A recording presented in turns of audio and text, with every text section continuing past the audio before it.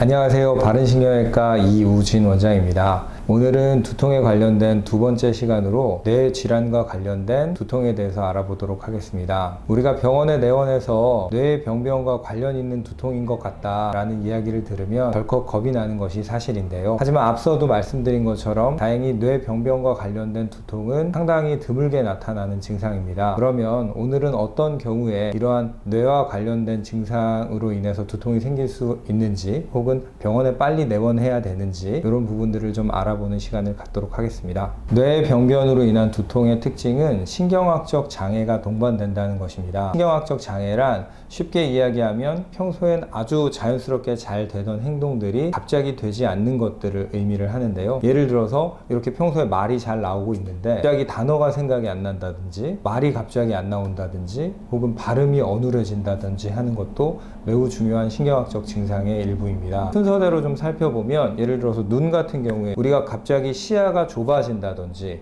혹은 눈의 시력이 갑자기 떨어진다든지, 혹은 물체가 두 개로 겹쳐 보인다든지 하는 증상들이 나타날 수 있고요. 후각의 경우에는 냄새가 잘 맡아지지 않거나 아니면 맛을 잘 못 느끼는 증상으로 나타날 수 있습니다. 눈과는 달리 후각은 상당히 둔감한 기관이라서 내가 냄새를 잘 못 맡는다라는 거를 처음에는 잘 못 느끼고 병원에 내원하는 경우가 많이 있습니다. 세 번째로는 앞서 말씀드린 발음이라든지 말하는 증상과 관련이 있을 수 있고요. 네 번째는 귀가 갑자기 안 들린다든지 청력이 떨어지는 증상들 도 신경학적 증상과 관련이 있을 수 있습니다. 또한 안면에 마비가 생기거나 얼굴의 감각이 좀 떨어질 수 있습니다. 중심을 잡기가 힘든 증상들이 나타날 수도 있고, 팔다리의 움직임이 내가 생각한 것처럼 협동이 잘 안 돼서 헛손질을 하게 되거나 헛발질을 하게 되는 경우가 있을 수 있습니다. 그리고 실제로 근력 약화나 감각 저하가 나타나는 경우가 있을 수 있는데요.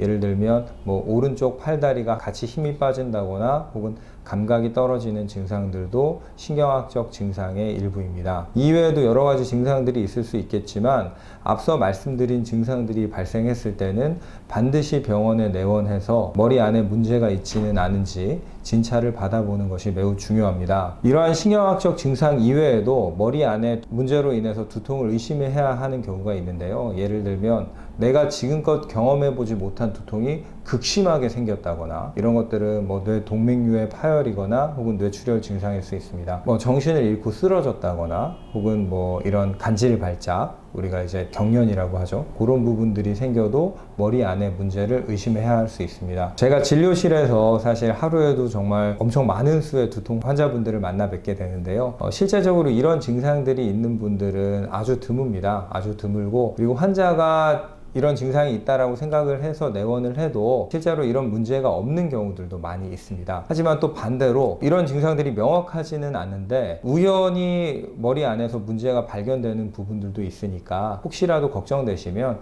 병원에 한번 내원해서 전문의의 진찰을 받아보시는 것이 좋습니다. 감사합니다. 지금까지 이우진 원장이었습니다.